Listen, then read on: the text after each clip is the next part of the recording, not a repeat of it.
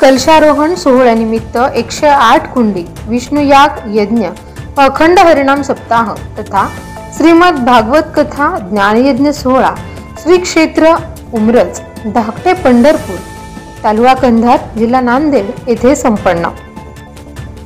चला उमरजासी जाऊ ज्ञानदेव डोळा पाहू, होतील गुरुबंधूंच्या भेटी, सरतील संसारांच्या कटकटी। नाम घेऊ नामदेव, नाम नामदेवा वाहू, हरेल भवाचे बंधन, नामदेवा जात शरण।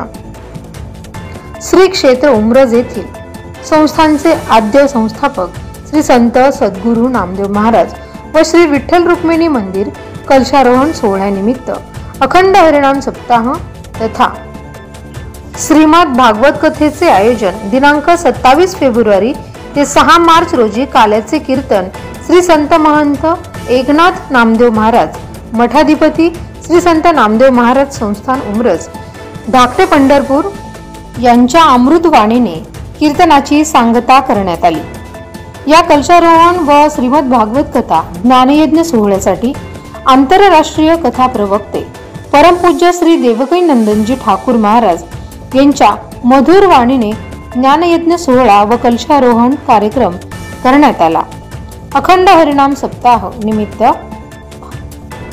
हरिभक्त परायण एकनाथ महाराज सदगीर ठाणे, हरिभक्त परायण ज्ञानसिंधू संदीपान पाटील, हरिभक्त परायण पांडुरंग महाराज, हरिभक्त परायण जयवंत महाराज बोधले, हरिभक्त परायण योगीराज महाराज, हरिभक्त परायण विशाल महाराज खोले, हरिभक्त परायण संत महंत मठाधिपती एकनाथ गुरु नामदेव महाराज उमरजकर।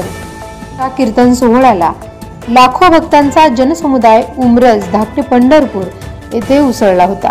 या सोहळ्याला अनेक दिग्गज राजकीय नेत्यांनी, पुढाऱ्यांनी व भाविक भक्तांनी मोठी गर्दी केली होती। हा सोहळा इतका नेत्रदीपक होता की डोळ्याचे पारणे फेडणारा होता। आनंदाचा क्षण म्हणजे श्री गुरु संत महंत एकनाथ नामदेव महाराज यांनी आपल्या दिव्य दृष्टीतून जे स्वप्न पाहिले व ते पूर्ण केल्याशिवाय अन्न घेणार नाही म्हणून मागील 3 वर्षांपासून उपवास चालू ठेवला होता। तो उपवास आज मंदिरावर कलश स्थापन झाल्यानंतर भोजन करून उपवास सोडण्यात आला। आदर्श महाराष्ट्र न्यूज करिता उदय गुंडिले, उमरज, नांदेड। धन्यवाद।